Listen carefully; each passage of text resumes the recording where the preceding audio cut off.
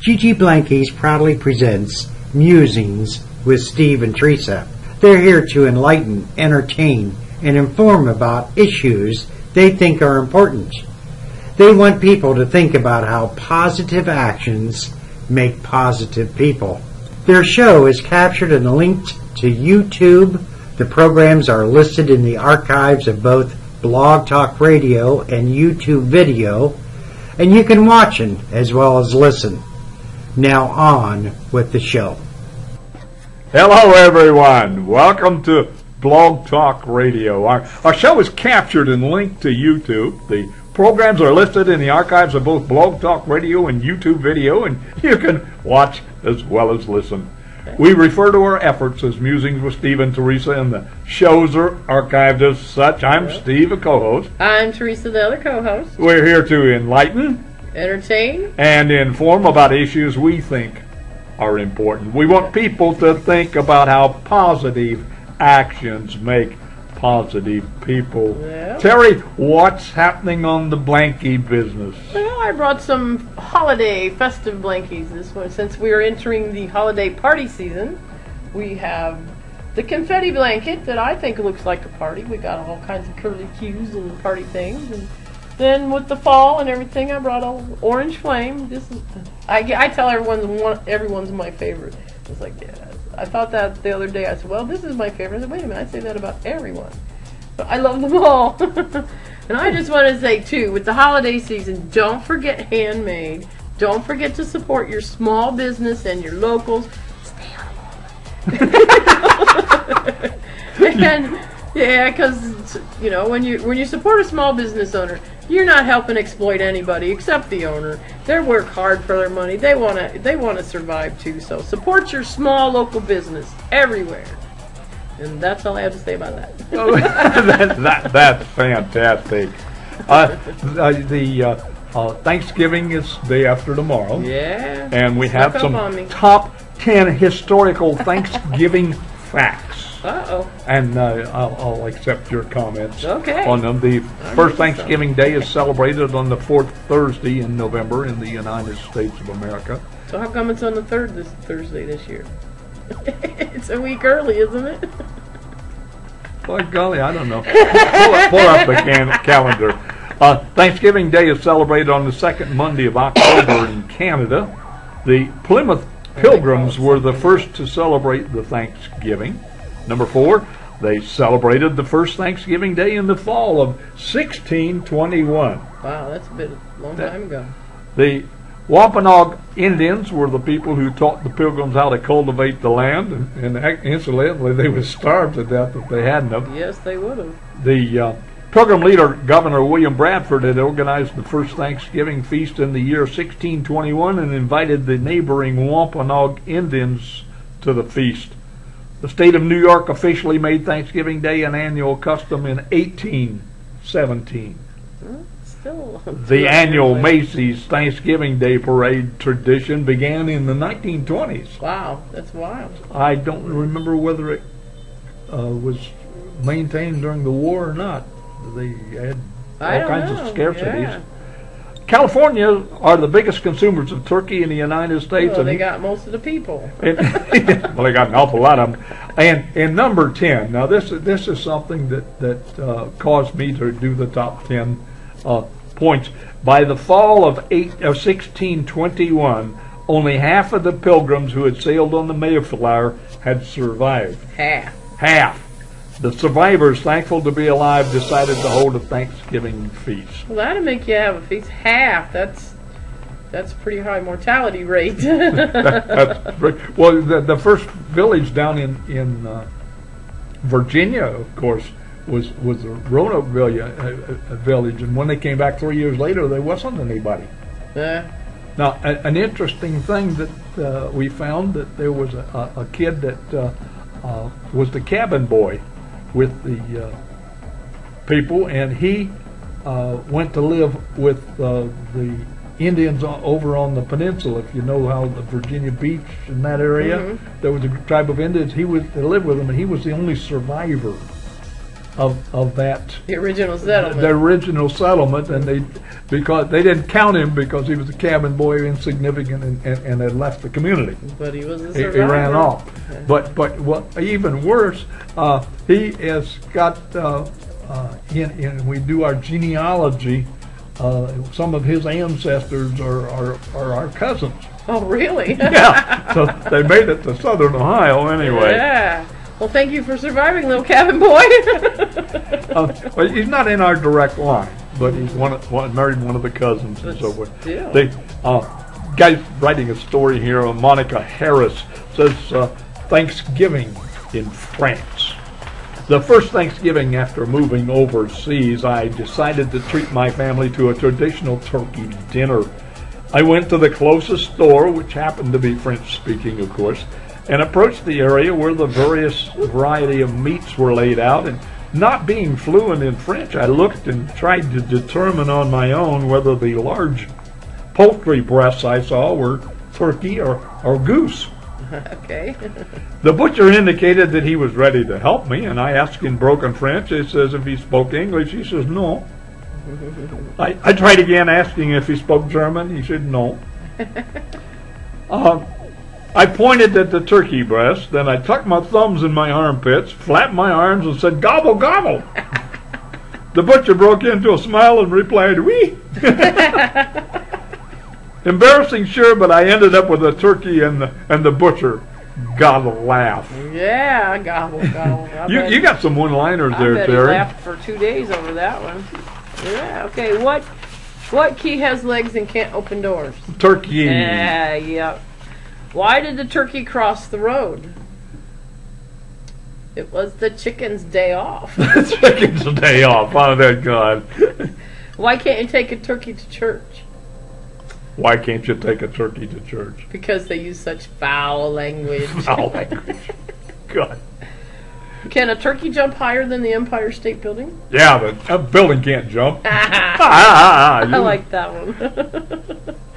Well, let's see. Wow, why did the pilgrims eat turkey on Thanksgiving Day? Because they couldn't get the moose in the oven. Couldn't get the moose in the oven. Well, I saw a cartoon earlier there. It's the guy's all happy and smiling at the front door with frozen turkey. She said, "How are we going to get it in the microwave?" Yeah. What's the best thing to put into a pumpkin pie? Your teeth. Oh, my. Your teeth. Mine don't work. Jolene was only 8 years old and lived with family in the country with her parents and brother, and consequently they didn't have visitors from the city very often. One day Jolene's mother said that father was bringing 2 guests home for Thanksgiving supper. Mm-hmm. After he had enjoyed the turkey, Jolene went to the kitchen to help her mother and proudly brought in the first piece of pumpkin pie and gave it to her father. And he then passed the plate to the guest. Then Jolene came in with the second piece and gave it to her father, and he gave that to the other guest. This was too much for little Jolene. She blurted out and says, "No use, Daddy, the pieces are all the same size." She thought Dad was waiting for a bigger piece instead of passing it down. Yeah. Tommy and Billy were discussing their latest turkey shoot. Tommy said emphatically, "I'm never going to take my wife Laura shooting ever again." Bad, huh? Inquired Billy, smiling. "Yeah, Laura did everything wrong. Got nothing right. She chattered too much, constantly disturbed the undergrowth, loaded the wrong gauge shot in the gun, and used the wrong luring whistles, and worst of all, she shot more turkeys than I did." I was going to say, I was probably it. She shot more than him. Yeah. Oh, my. My ex didn't like to shoot with me because I always shot better than him. I couldn't understand that because everybody in the family, I've told the story many times. My brother Jim was the worst shot in the family, and when he got drafted, or he volunteered, they took him to the rifle range and gave him a gun. The guy said that they're all sighted in, and just go ahead and shoot. And Jim says, well, he said they took the first shot, and he says it went out there and it went to the left, and about halfway to the target. Yeah. He said, I reached up to adjust the sight, and the sergeant said, no, the gun sighted in. He says, so we shot like we used to with a BB gun that only had one sight. Yeah. You just look down the barrel. Yeah. And so he hit the bullseye. Mm-hmm. And they made him group leader. And he said, I'm the lousiest shot in the family. oh my. Yeah. We natural ability. Did some studying earlier in the month about the coming winter solstice of 2012. Right. And there's a great many legends about it, such as the Mayan calendar is ending and the world is ending, and another group says that the rapture is going to happen, that the good souls are going to go off and the rest to of us heaven, and the rest of us. There's no explanation as to whether we'll know this happened. So, unfortunately, if I understand probabilities, the theory of probabilities, they adjust themselves. So if we wake up and you have ascended, or you have gone on to the heaven or whatever, but you left a residual here, another aspect of you, okay, the timeline will change and I'll never know the difference. Well, that makes it really interesting, because if we don't know the difference, how are we going to know if anything happened? Nothing is going to happen. So go ahead and buy your Christmas gifts. Yeah. You don't have to wait till the 22nd to buy them. Bake the cookies. Go ahead. Yeah, get everything ready, because even if you're not here, somebody will be. Somebody will be. Yeah, I was looking. There's a bunch of scientists that have gotten quite concerned over this doomsday stuff. They said that in all of their research of the Mayan stuff, there's nothing in there about doomsday, the world ending. That seems to be an occurrence about 1,000 years ago. And I'm sorry to say that the Western Christian thinking put the doomsday in there. Well, how am I going to lead you to glory if I don't scare the hell out of you first? Well, that's kind of rude.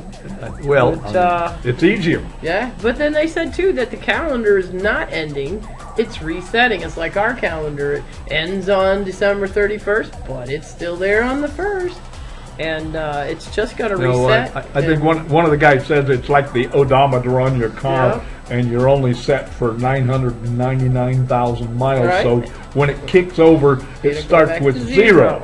Yeah. Instead of another knot. But the car keeps running. Well, you hope it does.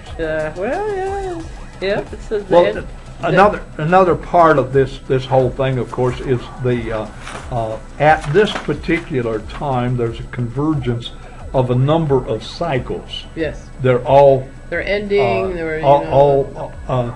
It's kind of like watching a string vibrate, and it's going in there. And if you've seen it with a slow-moving camera, the waves move down, but everything crosses at the same point, and that's the 0 point. Okay. And so this guy says we're ending the Mayan long count calendar. On the winter solstice of 2012. It's the 13th Bactum, I think it was. Yeah, some kind of measurement. 13.000. There you go. Bactum was reached, and it begins anew 0000.1. Yeah. Repeating once again the celestial calendar of 5,125-year cycle. Yeah. The second misconception is that the winter solstice of 2012 signals the occurrence of a very unique once every 26,000 years galactic alignment. Not to put a damper on the future celebration, but this particular galactic alignment occurred over the past 28 winter solstices, and it will also occur over the next 8.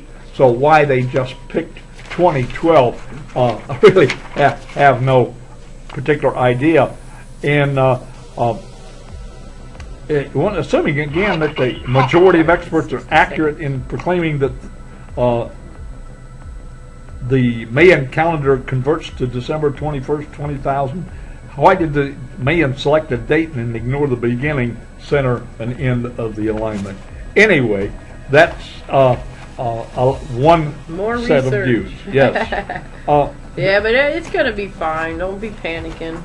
Yeah. Well, the Ode to the turkey pops. yeah. He lost his ode to his turkey. There we go. No, I lost my goodbye. Here, read the turkey. Okay. May your stuffing be tasty. May your turkey plump. May your potatoes and gravy have nary a lump. May your yams be delicious. May your pies take the prize. And may your Thanksgiving dinner stay off your thighs. Thank you for listening. We'll see you after 2 weeks. We won't be back till December. Sometime we'll post it on the videos with YouTube and on Facebook. Don't forget to look for links for all our videos on Facebook. Google us and you'll be surprised what comes up. Have a great Thanksgiving and be safe. See ya. Goodbye. Gigi Blankies, thank you for listening to the podcast today. This program is archived at Blog Talk Radio, captured and archived for YouTube video, and linked to Facebook as Musings with Steve and Teresa. Think positive, be positive, live positive, and enjoy.